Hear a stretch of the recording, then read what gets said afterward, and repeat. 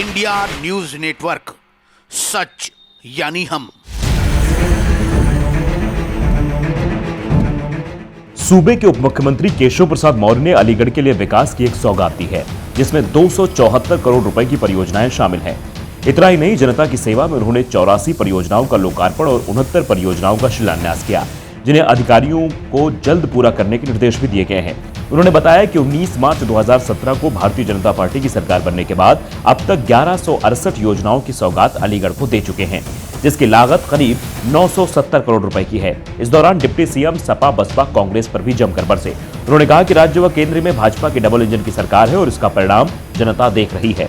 उन्होंने कहा कि सपा बसपा की सरकार जब होती थी तो उनका लक्ष्य केवल और केवल जिलों के विकास और कुछ जिलों की उपेक्षा तक सीमित था, लेकिन भाजपा की सरकार में यूपी के सभी 75 जिलों के विकास के लिए कृत संकल्पित है और सर्वांगीण विकास कर रहे हैं। उन्होंने कहा कि 15 साल में सपा बसपा की सरकार जितना विकास नहीं कर सकी, उससे ज्यादा काम कोरोना संकट के बाद भी भारतीय जनता पार्टी की सरकार ने 3.5 साल के अंदर करके दिखाया है।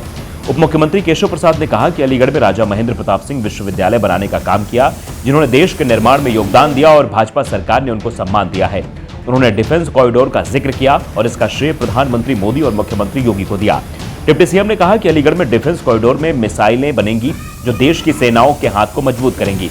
पाकिस्तान में बैठे हुए आतंकवाद की फैक्ट्री चलाने वाले प्रधानमंत्री इमरान खान अब कान खोलकर सुन लें कि वह आतंकवाद की फैक्ट्री को बंद कर दें, अन्यथा अलीगढ़ में बनने वाली मिसाइल इस्लामाबाद में गिर सकती है। उन्होंने अलीगढ़ में डिफेंस कॉरिडोर बनने को बड़ी उपलब्धि बताया।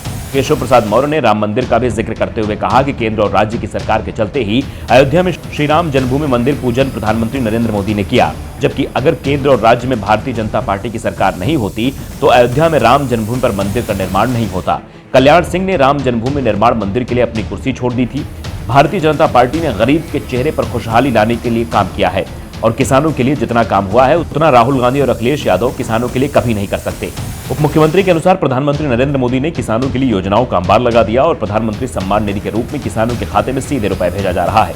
इतना ही नहीं, कृषि कानूनों को लेकर आंदोलन के जरिए विरोध हो रहा है, तब कानून वापस लेने का साहस कोई दूसरा नहीं कर सकता। जबकि प्रधानमंत्री नरेंद्र मोदी ने राष्ट्र को संबोधित करते हुए 3 कृषि कानून को वापस लेने की घोषणा की और कहा कि वे अच्छा काम करना चाहते थे, लेकिन किसान भाइयों ने उनका समझा नहीं।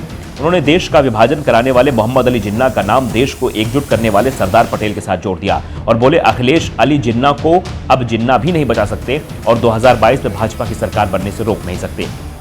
ना जिन्ना जिता पाएंगे, ना अतीक अहमद आजम खान अंसारी और जिता पाएंगे। जनता जिताती है, जनता भाजपा को जिता रही है, भाजपा को जिताएगी। भाजपा का कमल खिला है और वह खुशहाली का कमल है, सुशासन का कमल है, गुंडागर्दी माफियागिरी अपराध का अंत करने वाला कमल है और वह खिला रहेगा। मुझे पूरा विश्वास है हम 2022 में भी 2017 दोहराएंगे, प्रचंड बहुमत की भाजपा की सरकार बनाएंगे। एक साल पूरा हो रहा है, क्या कहना है आपका? देखिए, किसान भाई हमारे हैं। माननीय प्रधानमंत्री जी ने जिस विषय को लेकर आंदोलन था वह कृषि कानून वापस लेने की घोषणा कर दी है और देश के किसान खुशी मना रहे हैं। पीछे नहीं हट रहे किसान पीछे नहीं हट रहे, क्या कहना है आपका? मैं समझता हूं कि जो सरकार को काम करना था सरकार ने कर दिया। आज ये राम घाट कल्याण मार्ग किया गया है। बाबूजी राम भक्त थे और राम भक्त थे तो राम घाट का नाम ना बदले और बाबूजी का नाम भी जुड़ जाए, इसलिए वह नामकरण किया गया। अलीगढ़ से अक्षय गुप्ता की रिपोर्ट। इंडिया न्यूज नेटवर्क को सब्सक्राइब करें व बेल आइकॉन दबाएं ताकि आप रहें खबरों के करीब।